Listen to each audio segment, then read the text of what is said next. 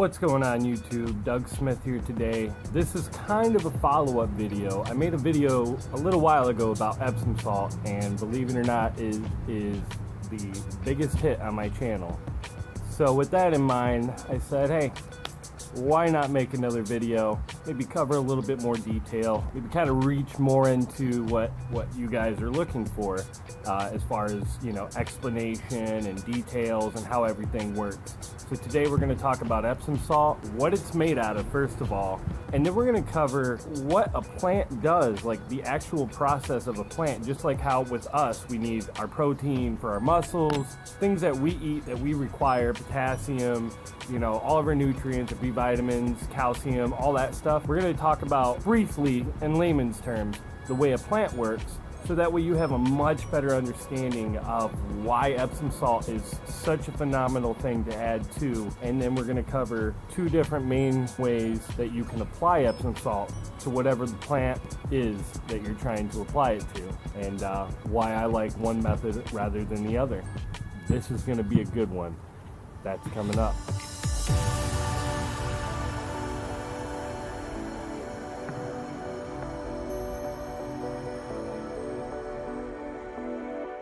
Alright, so as I said at the beginning of this video, we're going to discuss what Epsom salt is made out of. Straight up, Epsom salt is a hydrated magnesium sulfate. What that means is, if you look at water, there's 2 hydrogen, 1 oxygen, H2O, right? Not trying to get as detailed, but this is important because magnesium sulfate is magnesium, sulfur, and oxygen.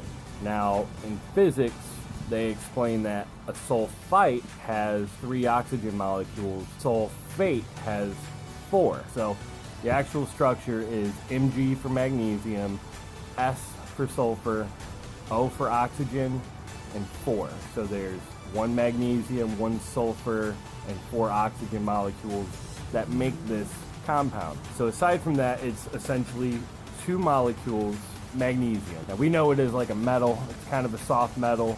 It's a compound, it's an element, it's a molecule, right? What magnesium does for any type of plant is, you know, the plant has, I guess you would say, receptors, and they're made, like, they're specifically made just like the way a cap is made, and they fit just perfect, right? The receptor has, you know, other things will come through, like maybe a rock and it doesn't fit and it goes away. But magnesium, there's spots in the plant made for it and it fits perfect. When they fit, when they fill those magnesium receptors, it helps produce chlorophyll. I don't know if essentially when the magnesium hits it, it tells it to make chlorophyll, but when the plant is trying to make chlorophyll, it needs those magnesium receptors to be filled. That's something that the plant has, regardless whatever the plant. When you put the Epsom salt in, it helps fill those receptors so that the plant is more capable of making chlorophyll. Another thing that the magnesium does is through the dirt, you know, it'll actually help the roots find carbon dioxide, CO2, and when it finds it and it says, I need that, and it pulls that CO2 in, it helps the plant in the process of making sugar. It's energy. Like I said, I'm not trying to get too technical, but photosynthesis, we know sun hits the plant makes sugar. It can get way more detailed than that, but when the sunlight hits the plant, it takes energy from the sun to make sugar.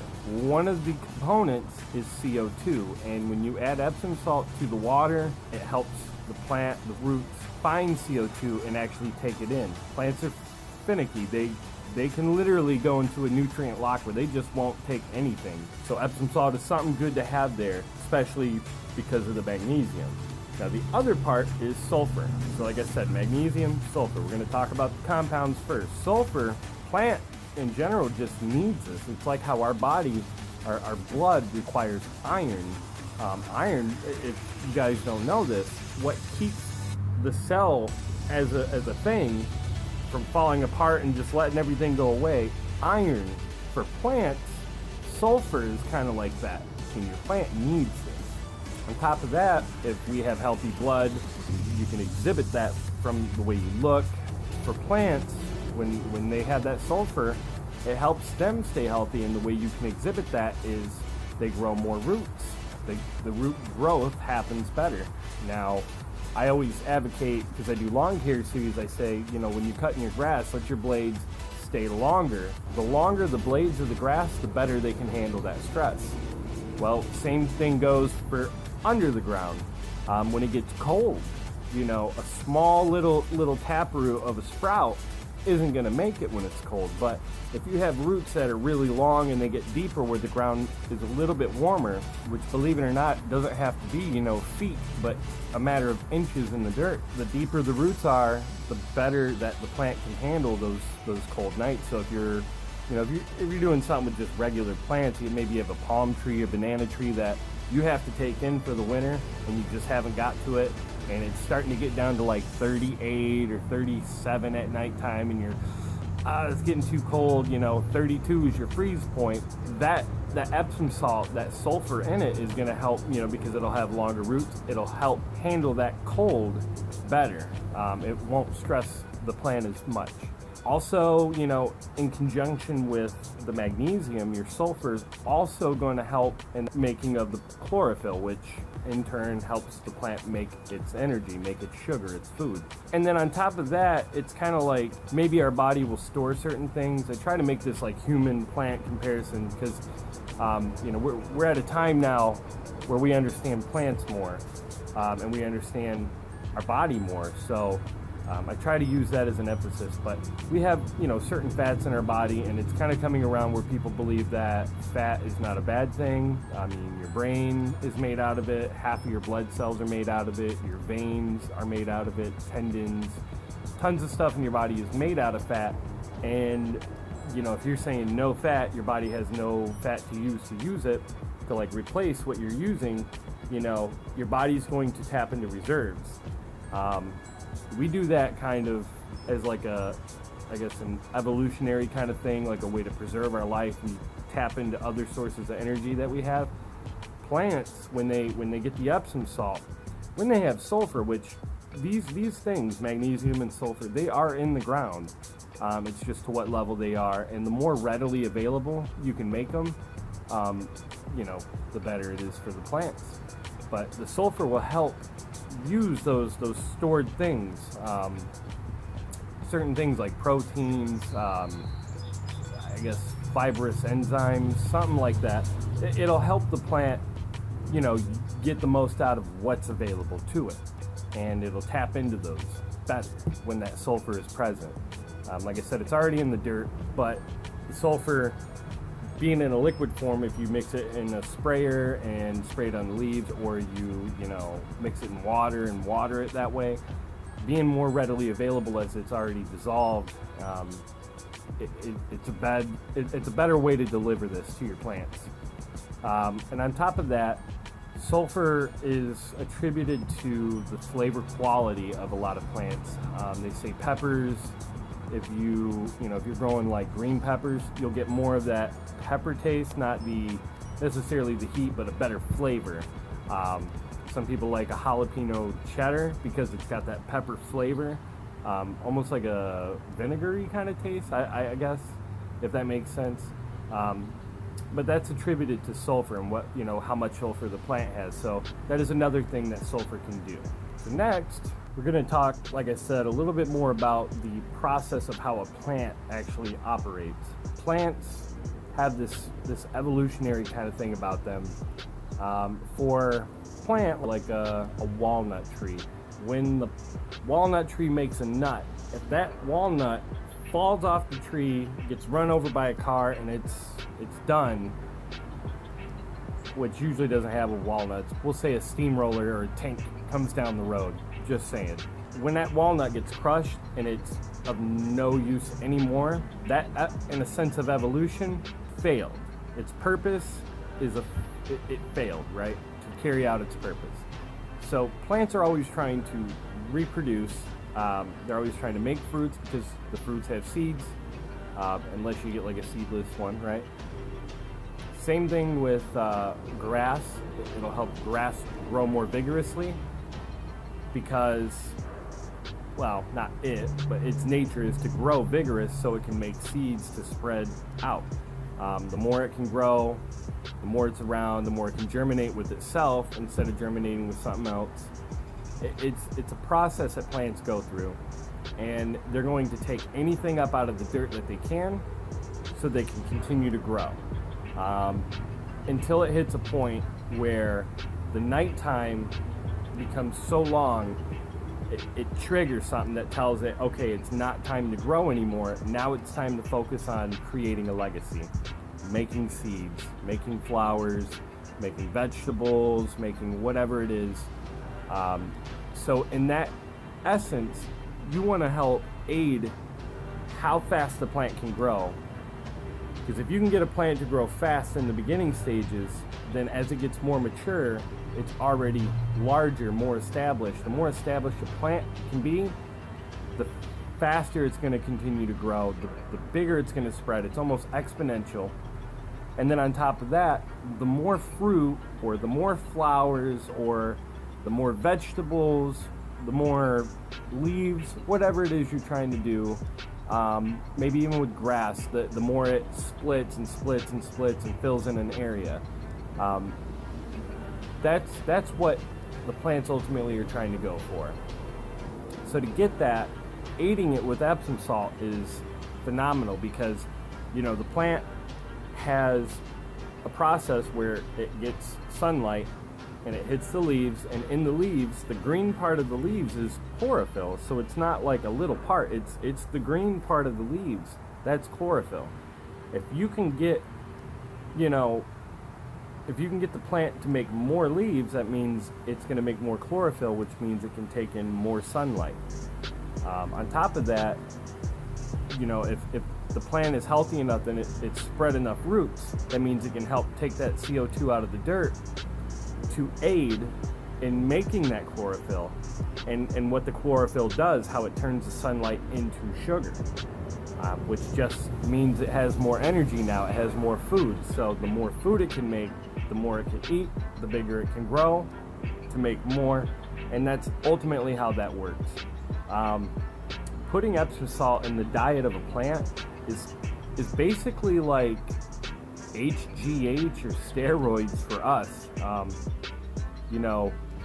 It's not something that we naturally get. Well, HGH we make our own, but like steroids aren't something that we normally eat. It's not like the apple has natural steroids and salad and steaks and all that have steroids. But when we take them, we end up increasing our healing time, our muscle production, protein intake, all this different stuff goes faster.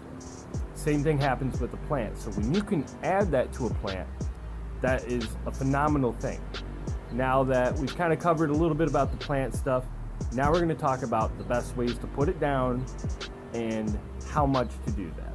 All right, now if you're still watching, I really hope that you are. I hope you continue to stay tuned, because it's kind of a full circle thing. Once I get to the end of this video, a lot of this just kind of makes a major connection that makes a lot more sense. But when you buy this, I want you to notice that it says magnesium sulfate, and I don't know how well this is going to focus for me, but where it says, yeah, right here, magnesium sulfate 100%, that's what you want. You do not want to buy anything scented, because a lot of this stuff is for soaking. Soaking solution for sore, sprains, bruises, mineral bath, whatever. You want to make sure there's no perfumes, nothing else but magnesium sulfate, USP, I believe. All right, so there's a couple different ways you can put Epsom salt down. One way is using a pump sprayer, which I actually have taken apart at the moment. But this is the assembly that goes in it. Now I could actually unscrew the black handle out of the red ring, and the red ring would stay on the bottle.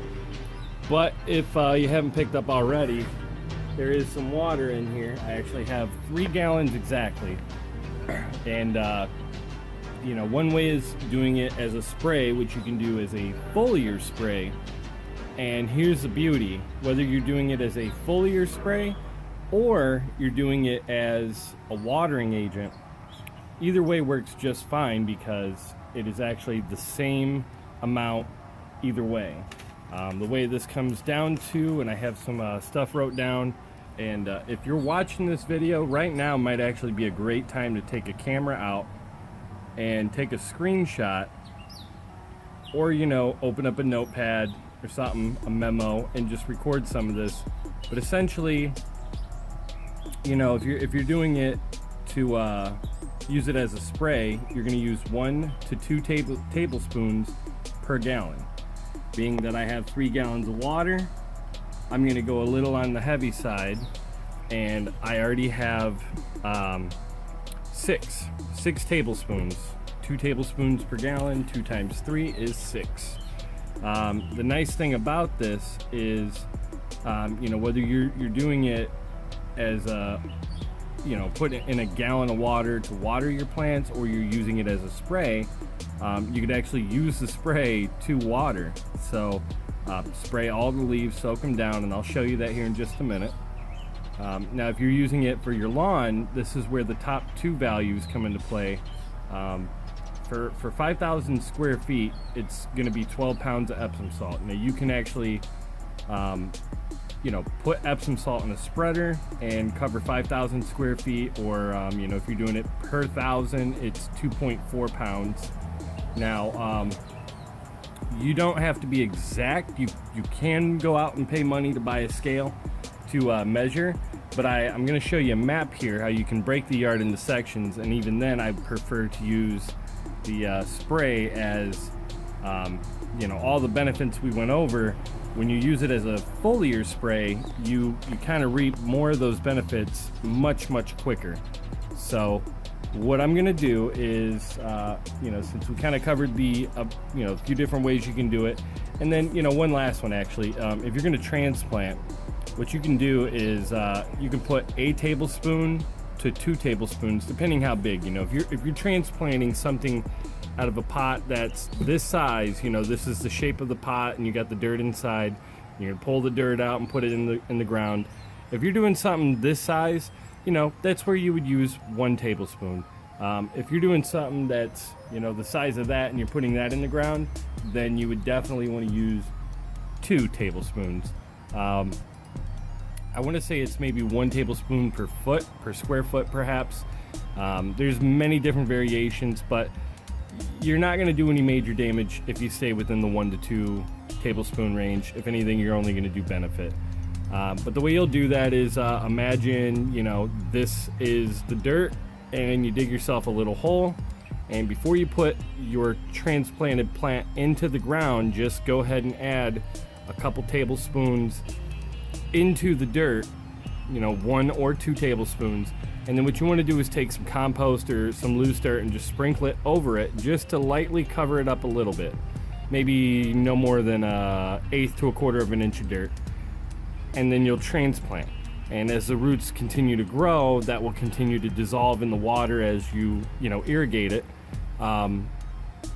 Once your roots hit that Epsom salt, they will explode. As I said, the sulfur actually helps in the root growth.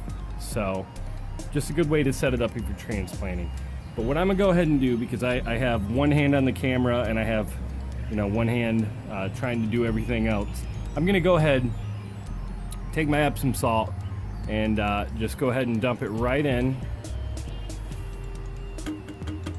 So I'm gonna go ahead and mix this. I'm gonna put the top on, and then I'm gonna go ahead and pump it up. And as I said, when you spray as a foliar spray, you wanna make sure that you completely soak the leaves. You don't wanna just mist them. You do, but you wanna soak them in a misting fashion, if that makes sense.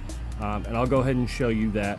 So let me go ahead and mix this up. And as a tip, here's a little pro tip. If you're using a pump sprayer, the way this works, you're gonna add pressure to the chamber, and the liquid's going to, from the pressure, be pushed up through, eventually coming out your spray nozzle. Now in my sprayer, I have many different little filters, and so if you don't mix this well enough, that Epsom salt's going right to the bottom and will go up that tube and clog your sprayer. So as a little bit of a pro tip, try not to use hose water, because it'll generally be colder. You want to try to go with something that's going to give you more warmth, so lukewarm or maybe even warm water from the tap. will help it dissolve. You want to seal it up, shake it up really good. Make sure all your Epsom salts dissolve before you go for an application, because believe me, when you're trying to spray out of a tip, you know, that's small, you can actually end up clogging it, and it can take you as much as an hour to actually unclog it. So let me go ahead and mix this up, and we'll go ahead and start applying it to our plants. So now that we got our Epsom salt and water mixed, I got this pumped up, we can go ahead and start spraying. Now we'll use this as an example. Let me get the I guess the air out of my hose. So when you spray it, like I say, it's a good foliar spray, but you really want to try to soak the leaves. This way you're not only cooling off the leaf, but you're also helping it, you know, have the most surface area that it can take it in. And that's just as simple as it is. Now let's say you don't have a pump sprayer like I do. It's the same mixture, 2 tablespoons, you know, 1 to 2 per gallon. So, you know, in the sense that I have my sprayer, I can actually spray down at the dirt here and kind of water some of it right in. And this allows me to actually get in between each and every plant. So, you know, if you haven't invested in a pump sprayer, you know, it could be maybe you don't have quite the garden size I do. This really isn't even massive, but you know, you can find some ones for like $20, even as much as they have a pump spray Roundup that you can buy. And once you're done with the Roundup, as long as you rinse it out like really thoroughly, you can actually you know, use that. And I want to say you can get one of those for right around $20, so you kind of get a win-win-win out of the whole thing.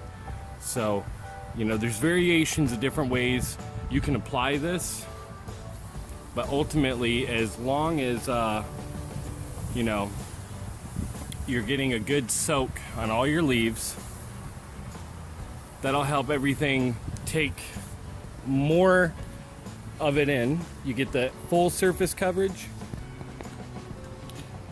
and you know, with the sprayer you get an ease of use. You can reach up and around and every which way you need to. Now from here, like I say, this is my favorite way because this is the same way that I apply it to my lawn. But in the event that I want to just go ahead and water, I can literally just hang it right in whatever I'm trying to. I can go right from spraying the yard to my plants. So, I mean, the pump spray makes a lot more sense for me. But, you know, everybody has their own. So again, in the offset chance that you don't have a pump spray, you can always get an old milk gallon or even a half gallon, you know, just use 1 tablespoon per half gallon. You can put it in an old spray bottle, or you can water the dirt directly with it.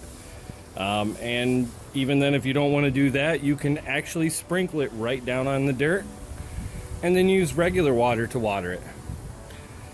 But most importantly, with this video, I'm still a little new to YouTube, and I want to make sure that anything that I'm learning along the way I can share with you guys, and I want to know that I'm actually making some effect, some success. So number one, definitely, if you stayed with me this long in the video, I appreciate that.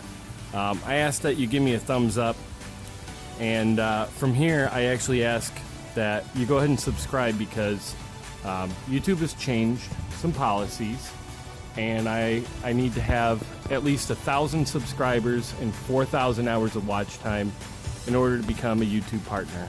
And that's kind of the ultimate goal here, just to help my reach with the message I have, any kind of tips or anything I can share. But the benefit is you get to see what happens with this pink petunia that I have that used to be really lush. In fact, if you subscribe to my channel and go to my channel, there's a couple videos in the past, and you can really see where this used to be. But subscribing, hitting that bell icon, you can get all the notifications when, I do an update with this Epsom salt, and hopefully get it looking a little bit more like so.